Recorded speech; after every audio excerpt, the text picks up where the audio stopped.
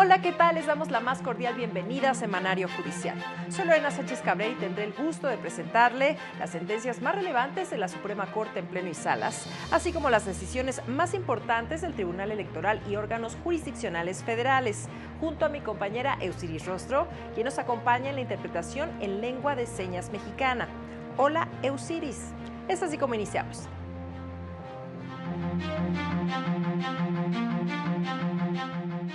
La Corte invalidó disposiciones de Quintana Roo que impedían el matrimonio a personas con discapacidad o enfermedad irreversible. En caso de divorcio en los que se exija pensión compensatoria, el juez debe analizar que el deudor no oculte su patrimonio para evadir esta obligación. La ministra presidenta Norma Lucía Piña llamó a evitar que intereses políticos y desinformación afecten avances en materia de paridad de género.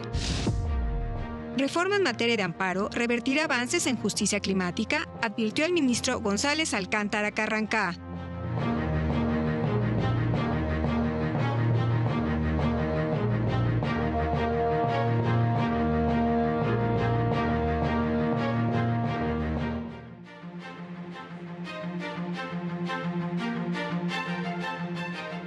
Esta semana la Corte resolvió asuntos que involucran derechos de personas con discapacidad en los estados de Quintana Roo y Baja California Sur. Esta semana el Pleno de la Corte avanzó en el estudio de una acción de inconstitucionalidad en contra de diversas disposiciones del Código Civil de Quintana Roo.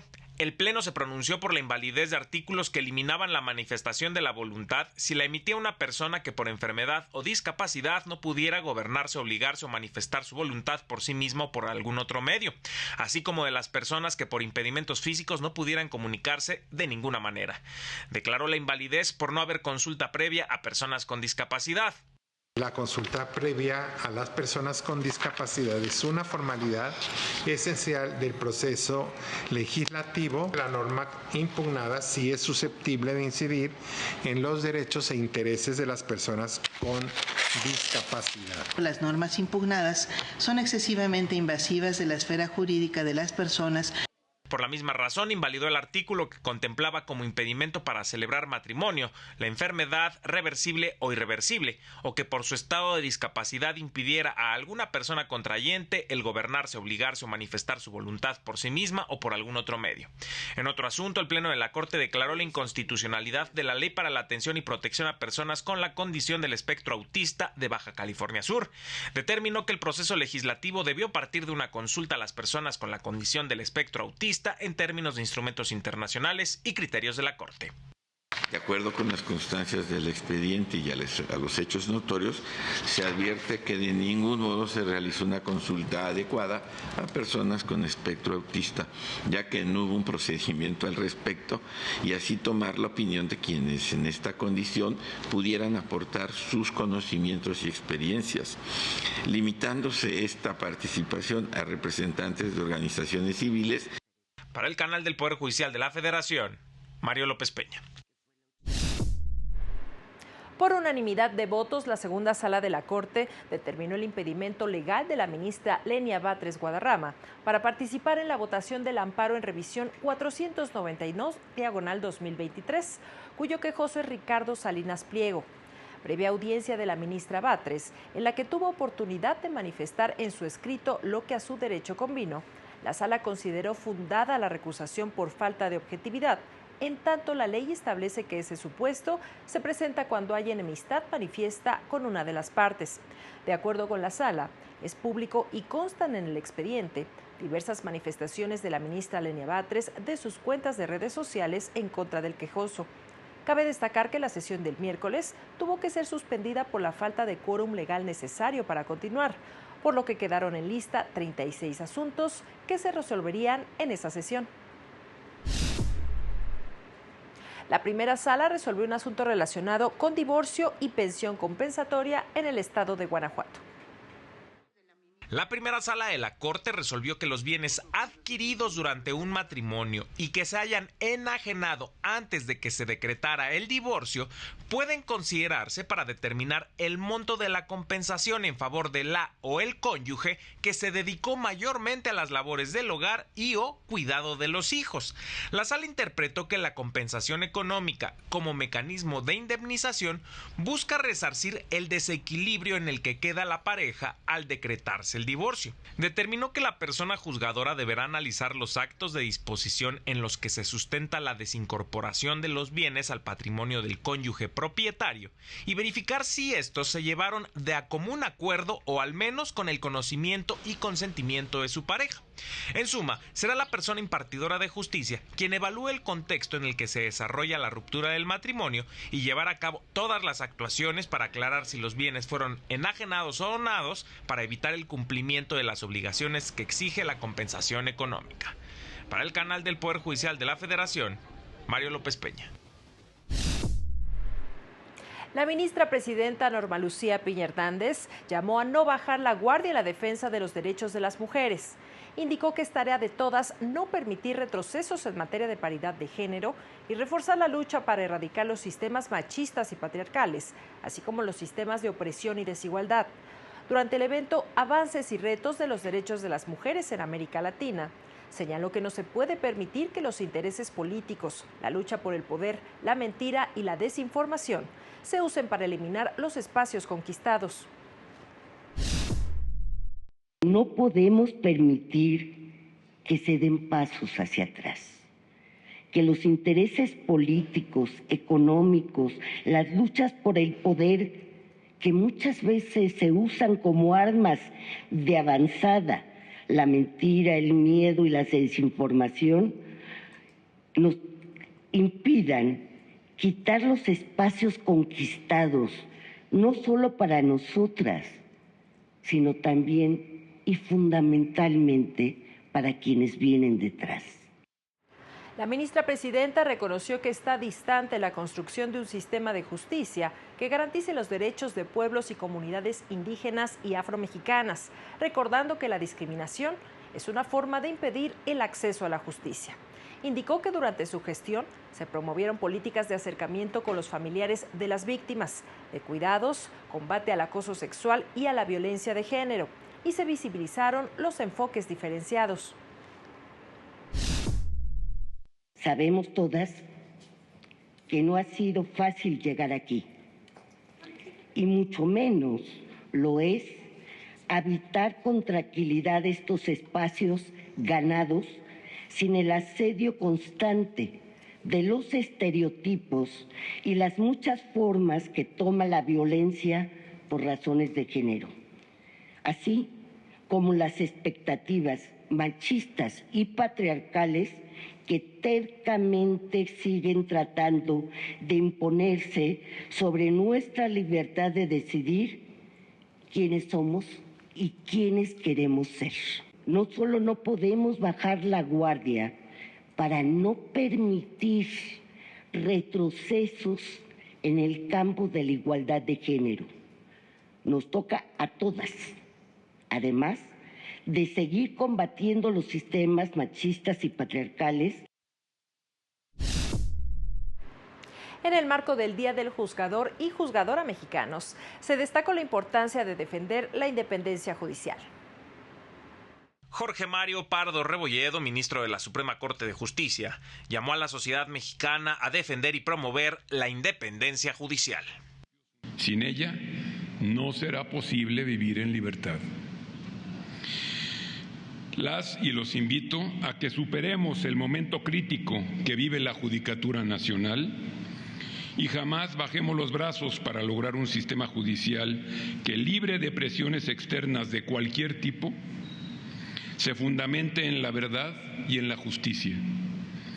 La estabilidad política y social de nuestro país depende en gran medida de la fortaleza de nuestras personas juzgadoras. En ceremonia conmemorativa del Día del Juzgador y la Juzgadora mexicanos y con la presencia de la ministra presidenta Norma Lucía Piña Hernández y el ministro Javier Lainez Potisek, el ministro Pardo Rebolledo destacó la importancia de un proceso continuo de aprendizaje y actualización de juezas y jueces. La función judicial no es para todos, ni puede ser motivo de ambiciones desmedidas de poder político o económico, para poder abordar adecuadamente las complejidades de los casos que se les presentan. La legitimidad no se obtiene solo de los votos, sino del desempeño. Un juez popular con un mal desempeño se estará defraudando a sí mismo, pero sobre todo a sus electores. En esta ceremonia fueron entregados los reconocimientos Premio AMIG 2025 otorgados por la Asociación Mexicana de Impartidores de Justicia a quienes han tenido destacadas carreras y han demostrado compromiso con la defensa del Estado de Derecho. Sandra Juárez Domínguez, magistrada en retiro en representación de las y los galardonados, indicó que juezas y jueces deben tener como eje de su labor que la impartición de justicia es un auténtico compromiso con la sociedad. Debemos reconocer que mucho daño ha hecho la imagen judicial, la corrupción, el nepotismo, el influyentismo y como consecuencia la desconfianza en las instituciones. No obstante, estoy segura de que a pesar de estos desafíos, la vocación de servicio y el compromiso de quienes trabajamos en la impartición de justicia prevalecerán. No puedo cerrar esta intervención sin expresar mi reconocimiento, admiración y gratitud a la ministra presidenta de la Suprema Corte de Justicia de la Nación, Norma Lucía Piña Hernández, por la valentía, firmeza y profundo compromiso con la administración de justicia al tratar de evitar una reforma al Poder Judicial que desnaturaliza el fin por el que fue creado. Para el canal del Poder Judicial de la Federación, Mario López Peña. Vamos a una pausa, pero regresamos con más a Semanario Judicial. No se vayan. Al regresar, denuncian que la reforma judicial generó una discriminación indirecta en contra de las mujeres.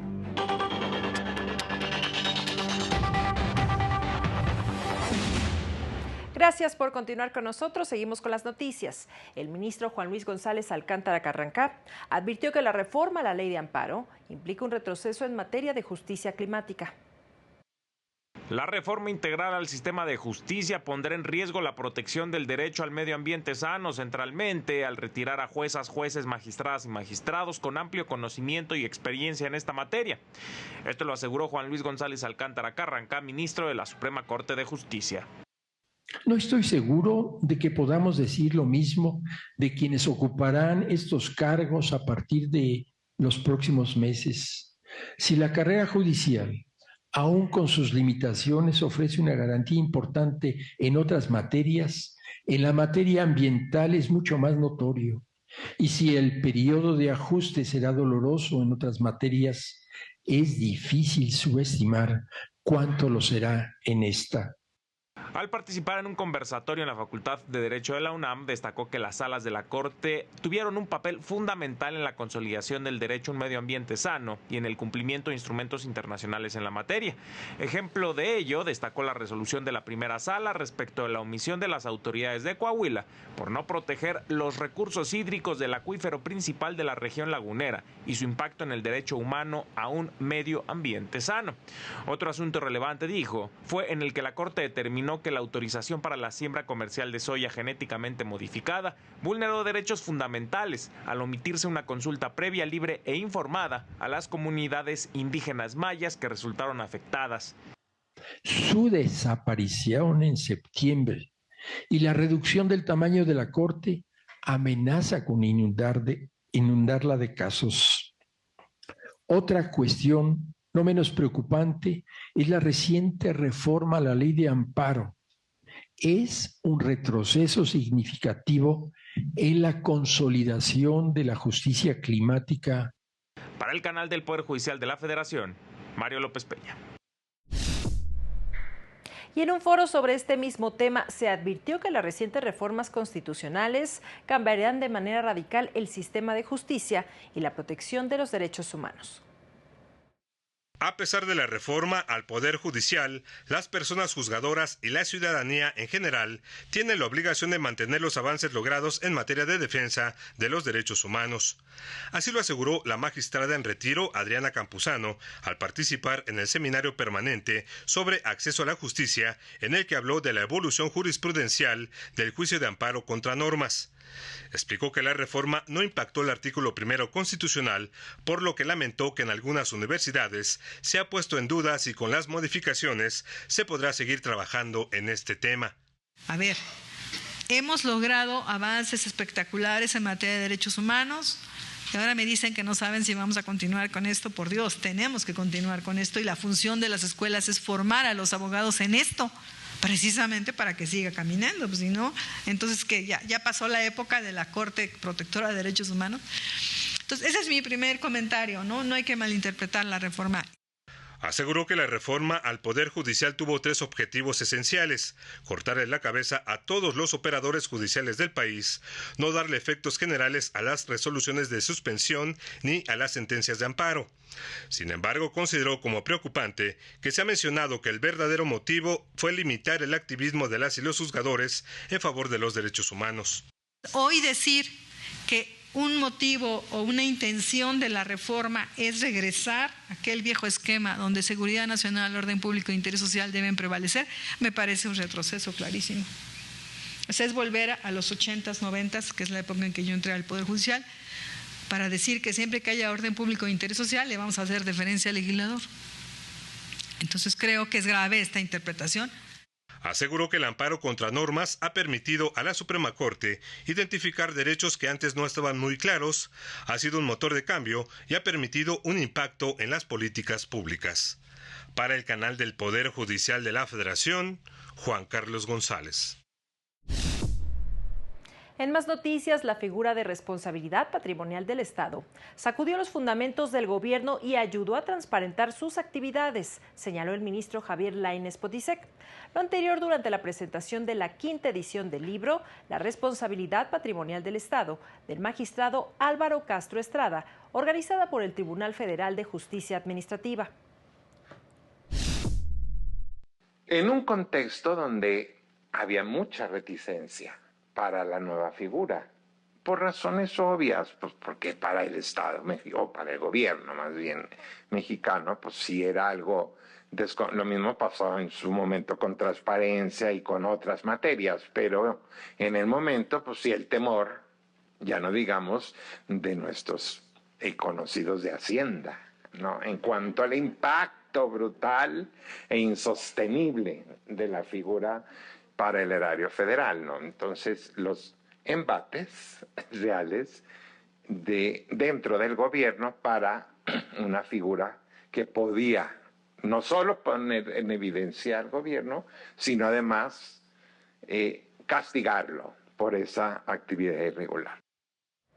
El ministro Lainez destacó que la obra configura los pilares de la responsabilidad patrimonial del Estado, trabajo que a pesar de la evolución en el derecho administrativo, sigue vigente. En la presentación también estuvieron los ministros en retiro, Mariano Azuela Huitrón y Luis María Aguilar Morales. La Corte dio a conocer el acuerdo del Pleno que establece las reglas para transitar hacia el nuevo modelo del Tribunal Constitucional. La Corte publicó el Acuerdo General del Pleno 03/2025, que establece las bases para la conclusión de la actual integración de la Suprema Corte el 31 de agosto y establece las disposiciones de rendición de cuentas institucional y de las personas servidoras públicas del máximo tribunal. El Pleno continuará sesionando 3 días a la semana hasta el 27 de marzo. En abril y mayo solo sesionará lunes y martes y a partir de junio solo el martes hasta el 12 de agosto. A partir del 16 de abril, los asuntos que lleguen a la Corte se continuarán proveyendo en términos de la normatividad aplicable, pero solo se turnarán a ponencia los asuntos considerados urgentes, entre ellos amparos promovidos por personas privadas de la libertad que involucren el interés superior del menor, derechos laborales o derechos colectivos agrarios, entre otros asuntos de urgente resolución. El miércoles 4 de junio, las Secretarías Generales de Acuerdos del Pleno y de las Salas notificarán los informes mensuales de engroses pendientes, con el fin de que se entreguen la totalidad de estos el 30 de dicho mes. Además, entre el 23 y 30 de junio, las salas deberán entregar a la instancia correspondiente el listado de asuntos que ya no se listarán para su discusión en las sesiones públicas restantes, mientras que la totalidad de expedientes en ponencia pendientes de resolución deberán turnarse al área correspondiente a más tardar entre el 18 y 22 de agosto. Del 4 al 29 de agosto se entregarán los recursos materiales del personal asignado a las ponencias y a las secretarías de acuerdo de las salas, mientras que el 1 de septiembre las personas titulares de la Secretaría General de Acuerdos y de la Contraloría informarán a la nueva integración de la Corte sobre los asuntos pendientes de resolución, los recursos materiales y el listado de personas que estuvo asignado a las ponencias y a las secretarías de acuerdo de las salas. También se deberá entregar un informe de labores de la actual administración desde su inicio hasta su conclusión a más tardar el 15 de agosto. Asimismo, se integrará un grupo de rendición de cuentas que se instalará 5 días después de que el INE publique los resultados de la elección judicial. Con información de José Luis Guerra García, para el canal del Poder Judicial de la Federación. La JUFET lamentó que ante la incapacidad mostrada por el gobierno para combatir de manera efectiva al crimen organizado, la autoridad haya optado por desviar la atención y responsabilizar a las personas juzgadoras de su propio fracaso. Rechazó categóricamente las afirmaciones del titular de la Unidad de Inteligencia Financiera, Pablo Gómez, quien aseguró sin pruebas que el Poder Judicial es el enemigo que protege el lavado de dinero, el narcotráfico y la corrupción. Agregó que estas afirmaciones son un agravio al honor y dignidad del Poder Judicial y al Estado de Derecho. Recordó que el Poder Judicial no es enemigo del gobierno, sino protector de los derechos humanos. De ahí la importancia de la independencia judicial. Aseguró que Pablo Gómez conoce perfectamente el valor del juicio de amparo, pues lo ha utilizado cuando ha visto amenazados sus derechos. Entonces, cuando le conviene, la justicia es útil y cuando no le favorece, acusa sin fundamento. Demandaron al titular de la UIF actuar con apego a derecho, recordándole que la justicia no se negocia, no se presiona y no se doblega ante estrategias mediáticas. En un foro organizado por la Corte se mencionó que la violencia y discriminación afectan a las mujeres indígenas y afrodescendientes. El racismo sistémico sigue profundamente arraigado en las políticas y prácticas institucionales, lo que perpetúa las disparidades en el acceso a educación, salud, vivienda y empleo. Así lo denunció la académica afrobrasileña Leilani Reis durante su participación en el evento conmemorativo por el Día Internacional de las Mujeres, organizado por la Suprema Corte. En este contexto de racismo sistémico y violencia, las mujeres negras y también indígenas se ven afectadas de manera desproporcionada. Al mismo tiempo que las mujeres blancas celebran avances, los índices de violencia aumentan para las mujeres negras, ya sea en la violencia de sus derechos sexuales y reproductivos, en la violencia obstétrica, en la dificultad de acceso al mercado laboral, en el aumento del encarcelamiento masivo o en el feminicidio. En el encuentro expresó que debido a la historia colonial de Brasil, el derecho ha desempeñado un papel central en la criminalización de la población negra. Señaló que actualmente el 56% de la población brasileña se declara afrodescendiente y ese país ocupa el segundo lugar del mundo con dicha población solo por detrás de Nigeria. En la reflexión también se abordó el tema de la defensa de la propiedad comunal por parte de mujeres en contra de proyectos extractivos y procesos de privatización. La lucha de las mujeres es anticapitalista y también antipatriarcal en la medida en que están permanentemente desafiando estas estructuras jerárquicas y jugando este álgebra comunal. Para el canal del Poder Judicial de la Federación, Laura Murillo. Y en el semanario judicial de esta semana se publicaron 41 criterios de diversos órganos jurisdiccionales, de los cuales 3 corresponden a criterios de la primera sala de la Suprema Corte. Se trata de jurisprudencias que llevan por rubro competencia económica. El artículo 127, fracción octava de la ley en la materia, que prevé una multa por omitir notificar una concentración, viola el principio de proporcionalidad. Comprobantes fiscales por Internet.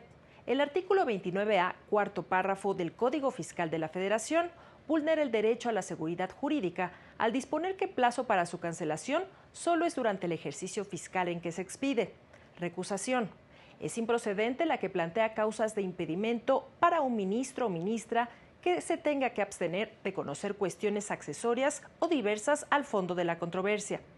De plenos regionales se difundieron 7 criterios que tienen que ver con derechos por el suministro de agua, daños y perjuicios ocasionados por la suspensión en amparo y audiencia preliminar en el procedimiento ordinario laboral.